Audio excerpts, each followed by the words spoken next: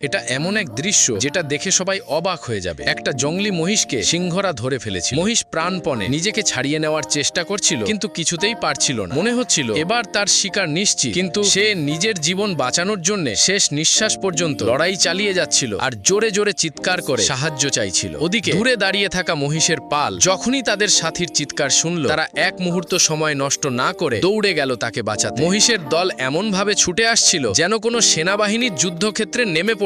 এদিকে সিংহরা ভাবতেও পারেনি যে তাদের মৃত্যু তাদের দিকে ছুটে আসছে। মুহূর্তের মধ্যে এক বিশাল রাগে ভরা মহিষ সামনে এসে সরাসরি সিংহদের ওপর ঝাঁপিয়ে পড়ল। আর যেই সিংহটা মহিষের গলা চেপে ধরেছিল, সেই সিংহকে বড় মহিষটা এক ঝটকায় আকাশে ছুঁড়ে ফেললো। তারপর কি হলো, একের পর এক সিংহ আকাশে কাটা ঘুড়ির মতো উড়তে লাগলো। সিংহরা স্বপ্নেও কল্পনা করতে পারেনি যে তাদের অবস্থা এতটা খারাপ হবে। মজার ব্যাপার হলো, এক সিংহ ফাঁক বুঝে সেখান থেকে পালিয়ে গিয়েছিল।